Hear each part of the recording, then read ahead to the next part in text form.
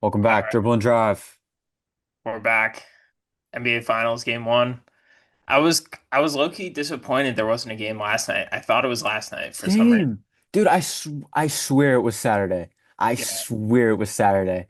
It's weird because I swear it was Saturday. Like I was listening to a podcast, I think Zach Lowe, and I swear he said it was Saturday. I have a few parlays tonight. We can talk about those if you got any too.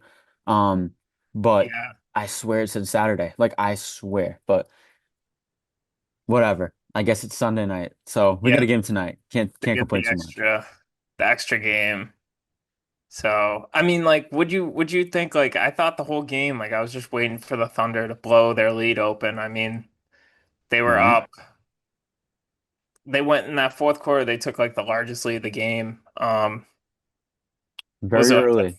13-point lead or something, 15-point lead. Yeah. And then Yes. from there, From there, their man. offense just halted like for a good like 2 or 3 minutes, and you could see they were like hesitating on shots, like J-Dub, everyone, and Shea wasn't getting his typical foul calls for sure. Like that game was refed like very physically, so Yeah, it dude. was fun Net. to watch. I mean, Shea had a good game. He's 14 for 30, like 38 points, but not the best 38-point performance you'll ever see. I mean, Nemhard did a pretty good job. Under 50% for Shea Gilgeous-Alexander. You'll take that as the team against him any day. Like, Yeah, he can score as many points as he wants, but if he's not getting to the free throw line 10 times and he's shooting under 50%, I think we did our job. yeah. And I mean, they even got like 5 threes from Lou Dort. They didn't really get much from anyone else though. Like they always claim their depth. Like I don't know, like Caruso was all right. Isaiah Joe was like all right. I don't know. Like Joe was cool with what he gave you, but he played 11 minutes. He only took three shots. He was yeah. good, but What'd you think like, of the decision to start Case and Wallace? okay, I have a lot to say about that. I hated it. I think that's the reason they lost. Because you go 80 and 18, you win 68 regular season games, you go 12 and 4 in the playoffs, and then you decide to just change what you're doing all year by benching Isaiah Hartenstein, a very good center that you paid a lot of money for last summer, for 22-year-old Casey Wallace. Just because what? You're worried about the Pacers targeting Hartenstein on the other side of the ball? I mean, at that point you're playing to the Pacers. You're giving them the advantage. You're trying to take away their strengths instead of just playing to your own strengths, which is your double big lineup. I mean, Wallace Yeah. shot 3 for 9, 0 for 3 from three, a minus 13. Hartenstein was +2, and the Thunder got out rebounded 56 to 39. Like they must just not think Chet can guard Siakam straight up. That's what Which it's got to be, right?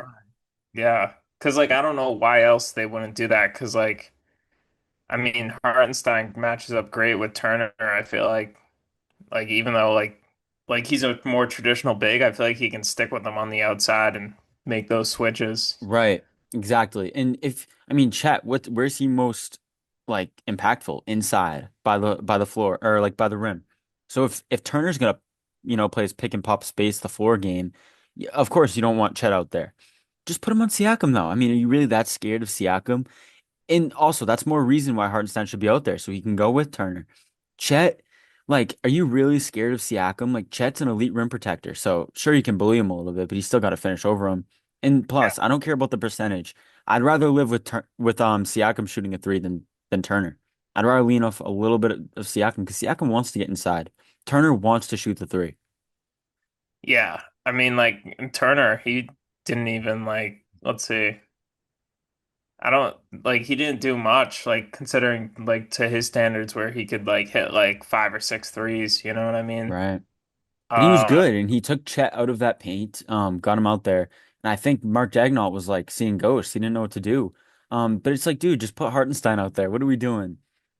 Yo, And you know who's one guy I feel like hasn't gotten enough credit like for this comeback for the Pacers was Obi Toppin, bro. Like he hit so many big shots, like especially those threes. Like there were like one or two of them where he was just like heavily contested end of the shot clock, just chucking it up and cash. Like kept him in the game. yep. But he was really bad early, in my opinion. That's the thing is, first half he was 2 for 4, had 3 turnovers, but then in the second half, I mean, the dude was 4 for 5, 3 for 4 from three, didn't turn it over once.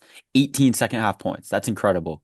Like, Yeah. what a dog, hitting those threes, just playing his role. I feel like in these big games, he's always either hitting a big three or rolling to the paint for a big putback or a big cut and dunk. So he's Yeah, been really good. him, Neesmith, he hit like one or two big shots, and then obviously Nemhard's, everybody's seen that 100 times already. But I mean, that shot was nasty. But the thing about Nemhard is you never know what you're going to get from him. You could get a bad shooting night, and what's he going to do? But man, what he did last game is he locked up. He didn't lock up Shea. You don't lock up Shea, but he did a very good job on him, especially in that last possession. I mean, under 50%. Um, and he knocked down threes. He creates with the ball for himself and for teammates. He had a 13 assist playoff game earlier in the playoffs. Like, and you saw that snatch back. Like, man, when I was watching that, I was like, ooh, he's getting into his bag, and then he pops a step back three on the MVP. Yeah. And people are always saying like, "Oh, Matherin could start over him." Like I think he just No. kind of Mm-mm. put that conversation to bed. I think I was talking about that earlier in the season. Oh, hell no. I mean, Matherin's been up and down, but I mean, he was decent late in the last one. Had a Yeah, rough first half, but he kind of snapped back into it. Got to the free throw line a few times, hit a big shot in that fourth exactly. quarter. So, I mean, he kind of plays that role perfectly. And Nemhard, I mean, it's not like if you put Matherin out there, you're better defensively. Like Nemhard's a beast, dude. Nemhard's like that dude's going to be really good in a couple of years. He's 25. I think when he's 29 and the consistency, especially with the shooting starts to settle in, he's going to be a really good player. Just two-way, like a lot of Derek White in him. Defends, shoots, and can create not only for himself, but for other teammates off the dribble. Yeah, and he's a small guard and he plays alongside Halliburton. So, like, Hmm. I feel like Halliburton can kind of take the bigger guard. He ends up guarding the point guard a lot of the times. So, It's like, it's perfect. yeah. And Halliburton just also, need Halliburton I can want, run off ball and just use his length. Nemhard can actually play like the SGA role. yeah, I wanted to ask you, like, when did you think the Thunder, like, actually had a chance to lose this game? I mean, I always like I was always throughout the game like, well, I mean, it's not 15 points, it's not 20 points. They're not out of this. The Pacers, I mean, what do? They shoot the three better than them, than the Thunder. And the Thunder, I mean, and they play fast too. So it was like the Pacers get one little 6-0 run and all of a sudden it's a 6 point game. That's I mean, I don't know if that's necessarily what happened. The Thunder just went so cold. I mean, Yeah, the Pacers are never out of a game if it's, 12 points, even if it's 15 points, which I don't know if it ever got to. Did it? Did it get to 15? I think so. So it barely just hit 15, but it never got to 20. So all game I was kind of like, Yeah, it I was wasn't 94, hopeful. 79. Wow. So it was 15. But yeah, like I feel like it was never over. I didn't feel like it was over, but I didn't have much hope, you know? Yeah. I Yeah, mean, I didn't really think they had a chance to win the game until that literally like the last possession. Like I was like, oh, yeah, When Shea missed that shot, and you were like, oh my God, are they actually gonna lose? Like, because it's just like I don't know, you can't even fathom. dude, Like they Halliburton just is ridiculous, man. Like, what are we doing? All game you can get locked up on Ludor Island, and then you get that. And that's the thing I don't like. That's the thing I like about Carlisle not calling the timeout. You get a chance for Halliburton to not have Lou Dort on him, and you take the rookie. I don't know if he's a rookie. He's not a rookie. 22-year-old Cason Wallace, who gives him his right hand. I mean, Halliburton's gonna have that all day. That's money. yeah. And And shout out to Carlisle for not calling that timeout because you see Missoula get crapped on for good reason. But a lot of coaches are going to feel pressured to call that timeout because if you just go down, you have a dysfunctional kind of play, you're cooked. And you're going to hear that in the media. But this is what the Pacers are. They thrive on these hectic situations where it looks like they have no chance and they need a crazy miracle and they always get it from and Tyrese Halliburton Halliburton. just steps up. I love The seeing it, man.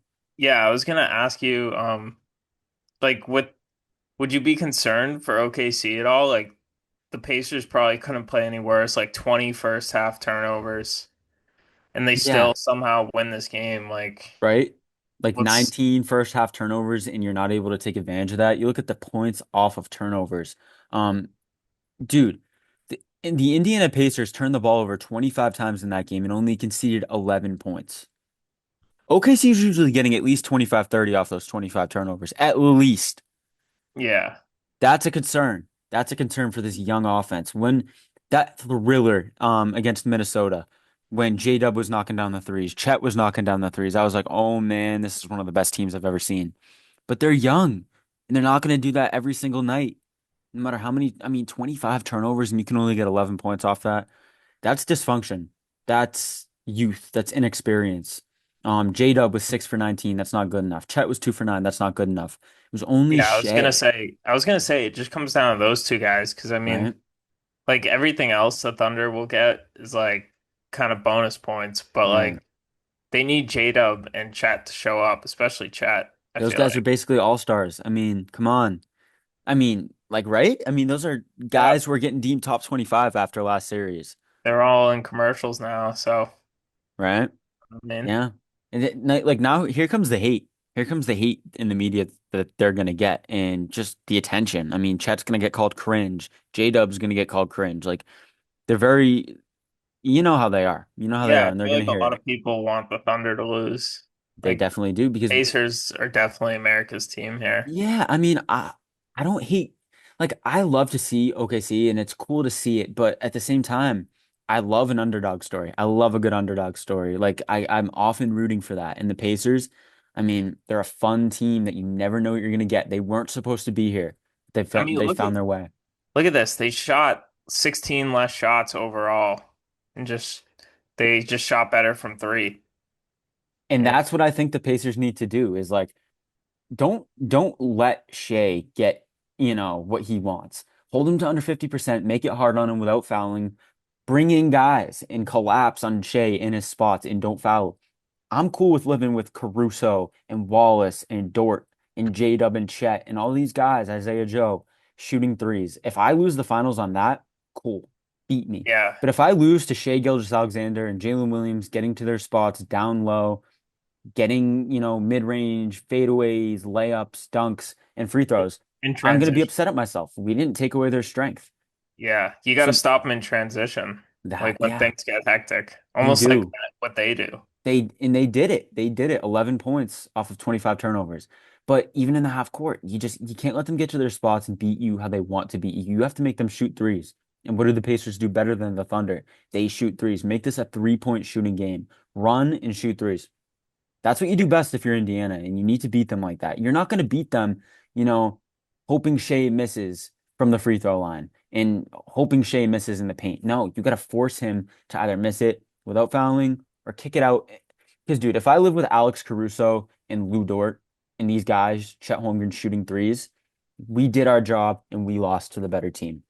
But Carlisle, I mean, especially against a very young head coach in Mark Dagnall, who we saw made the bad decision to start Wallace over Hartenstein. These guys aren't unbeatable. I mean, we saw Yeah, it do in you game think he'll one go against back? Denver. Do you think he'll go back on that? You have to. You have to. Yeah, You I think absolutely have to. And you after gotta game one stick in with Denver, you that gotta game one stick in with what got you there. 80 Exactly. and 18, 12 and 4 in the playoffs, 68 regular season wins. Come on, man. Come on.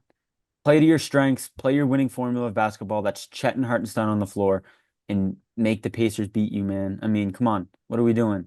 I know they should be able to dominate the paint. Like the second Miles Turner comes out of the game, they should be able to dominate.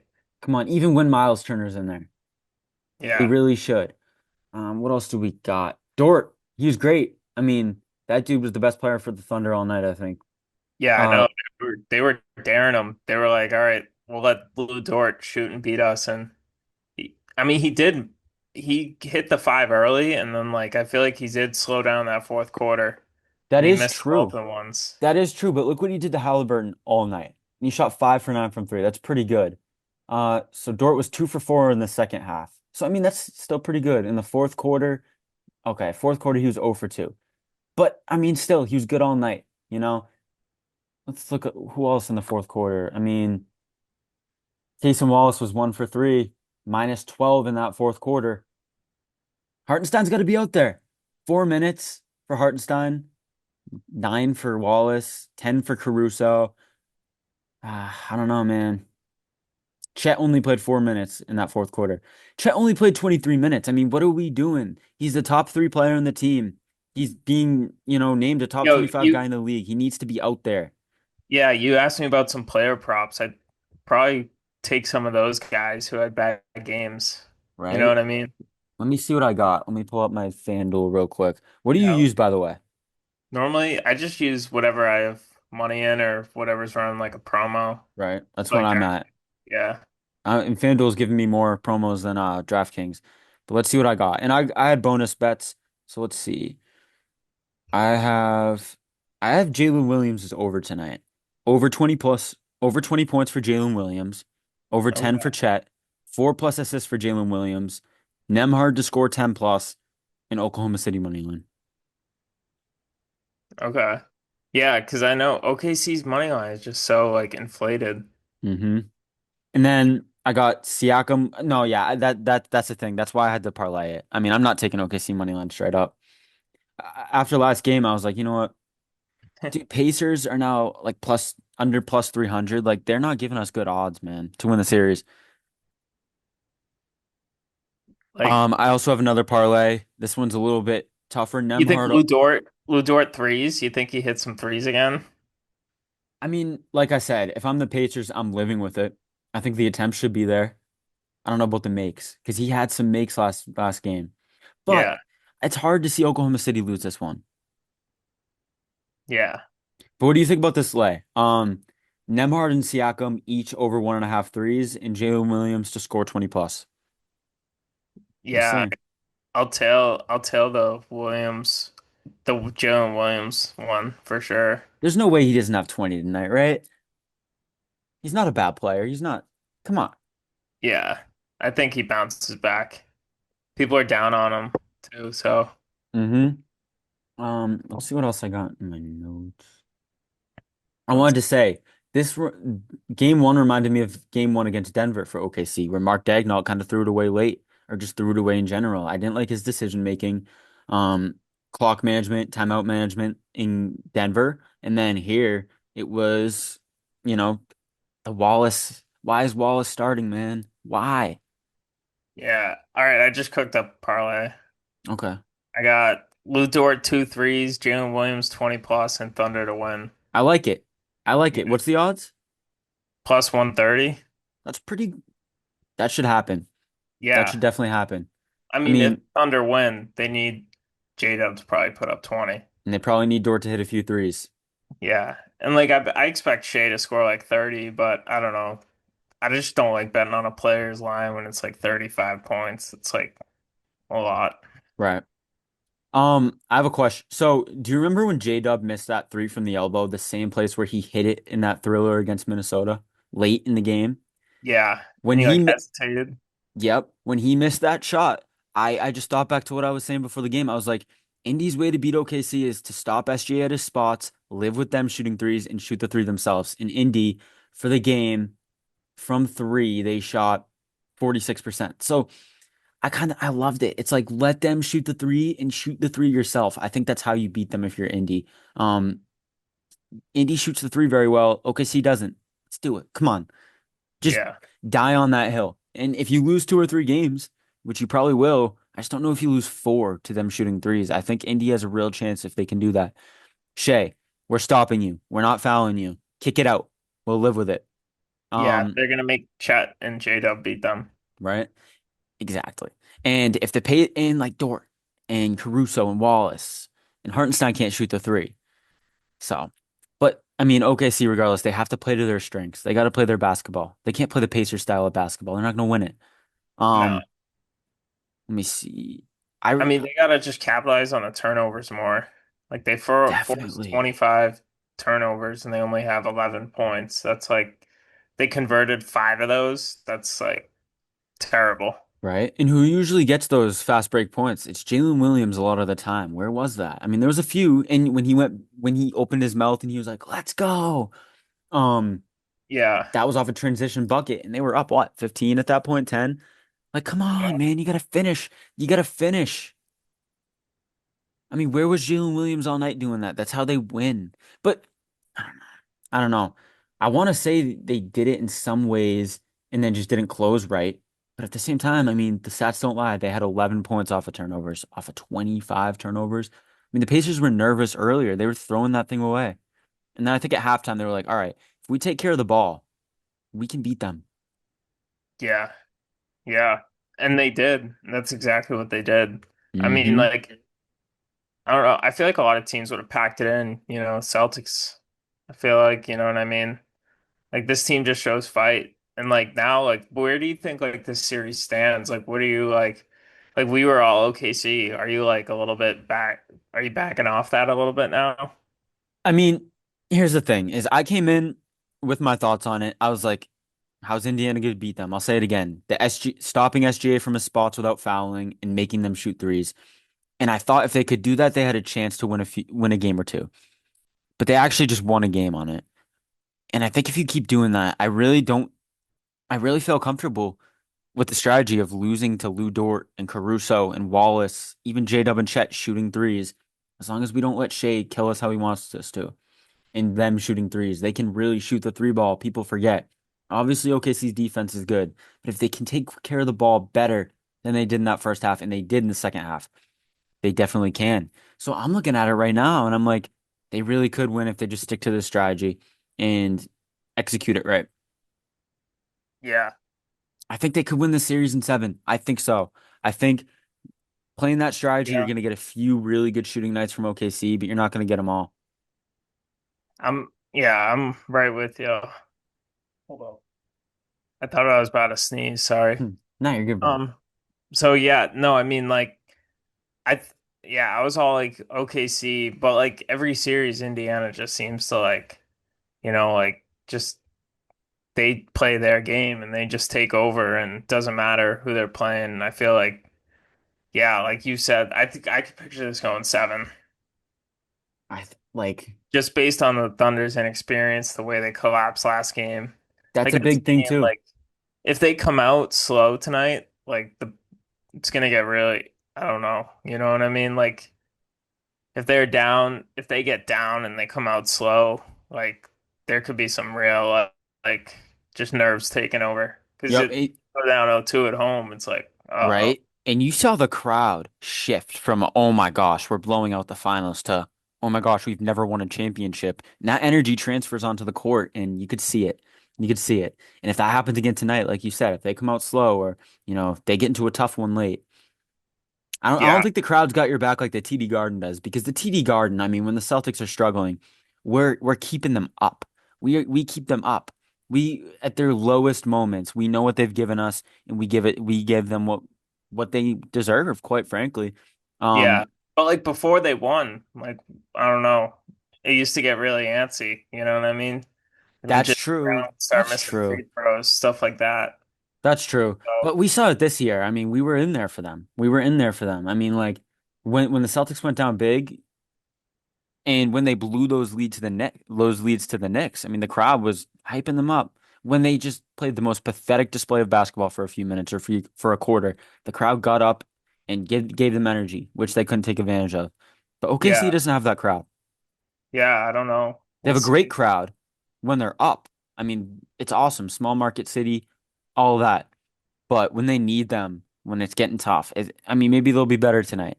But Yeah, we'll you know how see. it is. They've never won a championship before. They don't know.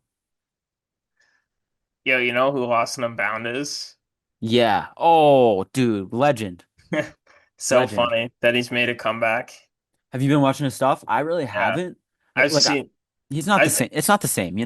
It's not. No, I just came across it on my feed. Like I didn't really seek it out, but I Same thought it was here. pretty funny. So every like few months or every year or two, I would always it's less than a bounce back. Like I'd see a meme on Reels or something and be like, wait, I forgot about this dude. This guy was my childhood. Um, this guy like got me into basketball in some ways. Like, you know, he's a beast. Classic. Shout out to I him. just remember like his rants when like KD left. Yeah, and the Draymond diss, Yeah, beast, that is dude. so funny. He's gonna go down the basketball content creator Hall of Fame. I mean, we already know that, but he's a first ballot. He's a first ballot in there. I want to see what the percentage of bets are on tonight. Let's see. I always used to look at that.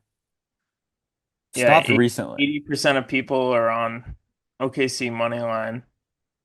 Uh-oh. So You never know. You never know. It's a really safe pick yeah, until it's too safe. I just can't picture him losing two at home, but hey, we could be sitting here in 3 hours being like, damn, like the Pacers might be the best team. Right? I mean, dude, you look at that first half. Miles Turner had 6 turnovers. Like Neesmith had 5 turnovers. Like they didn't play that brand of basketball in the second half. They make adjustments. This Pacers team's legit. Like we know that. But I don't know if enough people know it yet. Like going into the series, everybody was out on them. Like the Thunder led for 47 minutes and 59 seconds, then That's ridiculous. 47 minutes, 59 seconds and point 0.7. Like, yeah, if you round down, it's 0 seconds. that's nuts. That is nuts. Yeah. What else do I got from game one? I mean, I can't stress it enough. Mark Daigneault, man. Like, do you think he bounces back or do you think he, continues to struggle?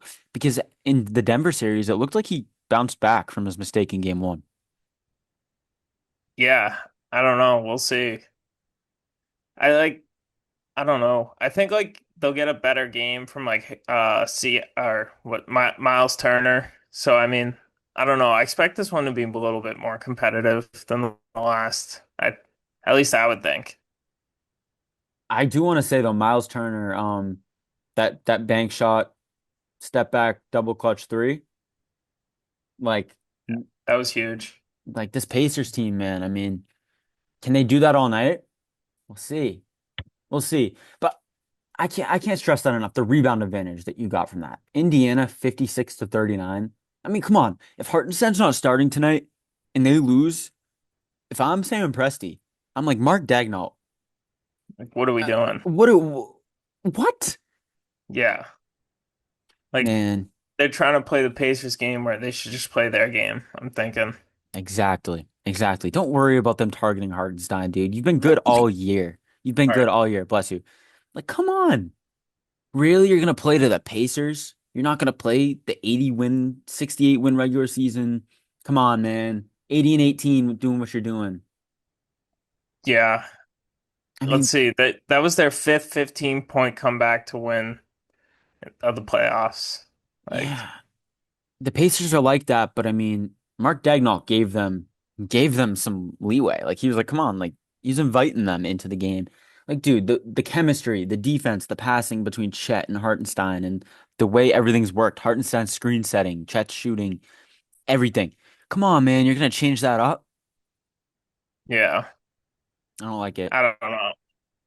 I hate it. I'm I just excited hate to it. watch though. I am too. But man, look, I don't hate OKC, but as a guy who doubted them all year, like it wouldn't be horrible to be right. Like, it wouldn't. Like if I see Mark Daigneault collapse, and I'm rooting for him. I mean, he's a Boston guy, like I don't want to go down on him, but come on, dude. What Yeah. was that? But yeah, should be a good game tonight. What do you think that you're gonna get from the Pacers? Are you gonna get a good Nemhard game again, or is he gonna struggle? Is Neesmith gonna shoot it well, or is he gonna be hobbled? I Um, think you'll get a better Halliburton game for sure. you don't think he's gonna be on Dort Island all night? I think like he'll still lock him up, but like I don't think he'll get 20 at least tonight. Like I feel like he gets 20 most He of the time. should. And another thing is if Hartenstein goes back out there, I mean, that is going to be more switchable for Indiana. Like they're going to like that on Yeah. that side of the ball in a way. Like that should open up a better Halliburton game because, Turner's going to be on Turner's going to be coming for Dort. And he's going to be like, get Hartenstein on Halliburton. Yeah. And then that could be trouble. It could. It could. So, I mean, maybe Indiana's really good. They are, but maybe they're I don't know, you know what I'm saying. It's get Yeah. Like they just step up in these big moments. I don't know. you know, let's see what I think else we're we in got. for a closer game tonight though. Like definitely. I Like hope so. and if OKC comes out slow, I'd be concerned. Like if they could go down the first quarter, I'd be like, "Oh, like Totally, dude. yeah. I wanted to ask you, do you want to talk about the Celtics a little bit before we get off here? Yeah, sure." I haven't really looked at like too much stuff, but I'm just gonna throw this out there, and I know you're probably gonna disagree. Everybody disagrees, and I completely understand. But Derek White, he's turning 31 this year. Um, let me pull up my notes. So yeah, he's turning 31 this year. He's getting up there. Um, and by the time Tatum's back from the Achilles injury, he's going to be basically 32. Like he's going to be turning 32 that June, and he's probably not even going to come back next season. So, I mean, he's going to be turning 33 that next season by the time we're competing next.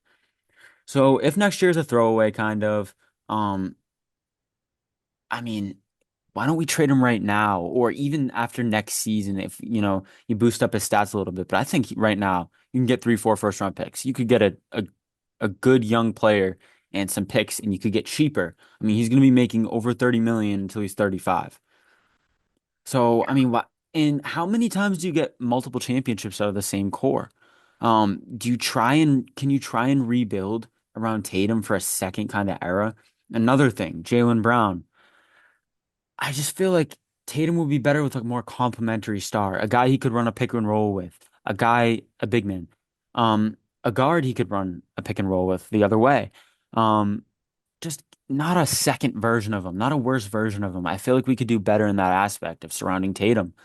And I feel like if we yeah. get younger, we get cheaper and we get a second complementary star instead of Jalen. I feel like there's a lot of value to be made. I feel like there's a lot of money to free up. I feel like we can kind of run it back for that second Jason Tatum era for the rest of his career. Yeah, I like that. Like you got to move on from these guys. Like I don't know, financially, like it's impossible to keep it together. And like it seems like Jaylen Brown would be the most easy financial fix to get rid of. And then like I've been seeing a lot of stuff with the Spurs, like potential trades. Like if the Spurs want to start contending, bring in Jaylen Brown, have De'Aaron Fox and Wemby. And Maybe then I feel like if they give us Castle in something, we yeah, could we could live with that. We don't need Harper. We could take Castle.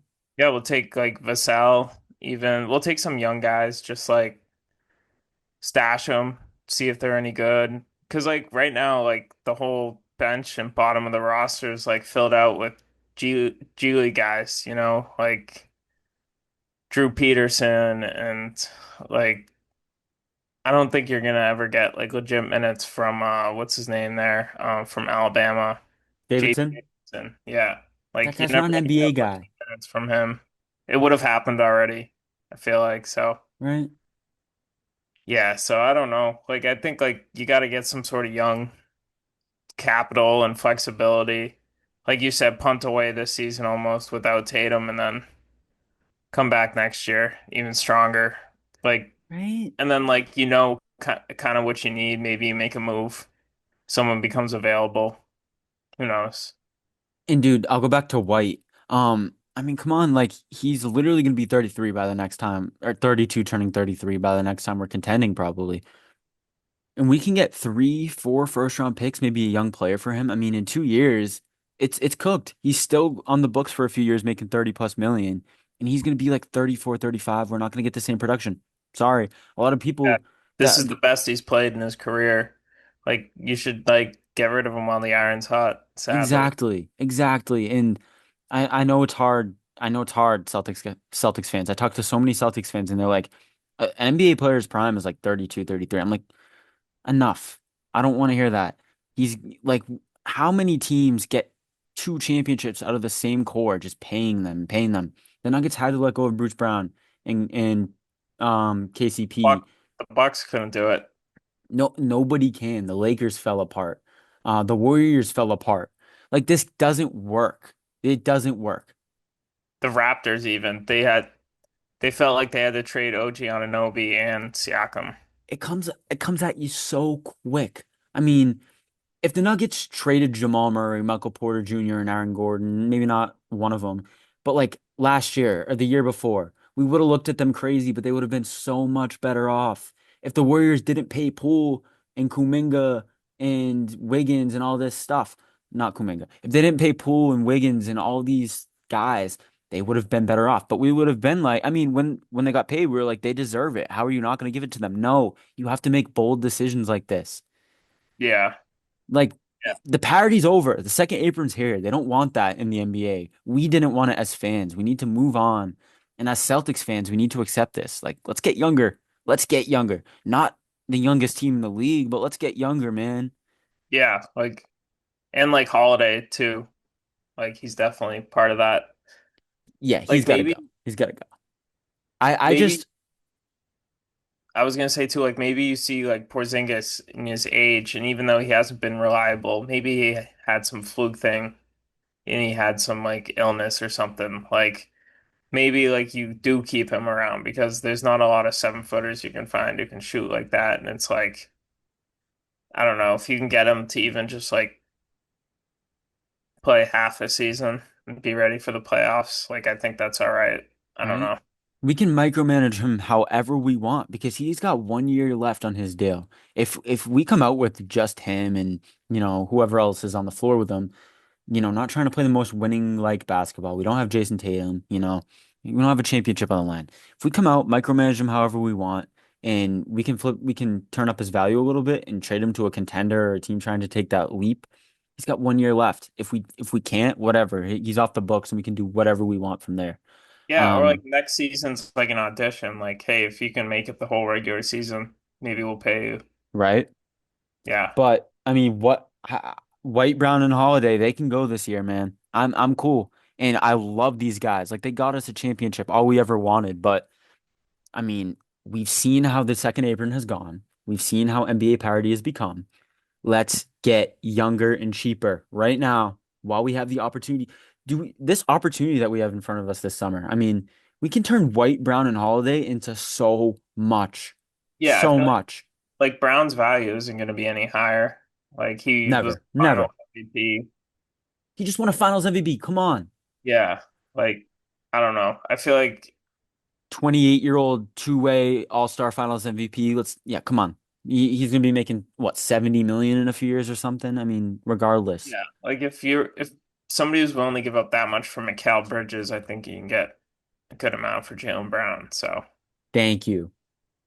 Thank you. Like we have an opportunity on our hands, whether it's Dylan Harper, whether it's Stephon Castle, whether it's Giannis, whoever it is. I mean, we have an opportunity to get a lot better, a lot younger, and a lot cheaper. And Tatum's 27, and he's gonna miss next year. yeah. Come on. Come on. We can do whatever we want next year. Let's get cheaper, get younger. That's what I want. Yo, we got less than a minute here. Bet. And before we go, I just want to ask you one thing because somebody brought this up to me. Somebody said, "Nah, we should go get KD." No. Thank you. Thank Yeah. you. But Like for what? Yeah. yeah. But yeah, thank you everybody for listening. I think we had a good episode. All right. We'll see you, dude. Till next time.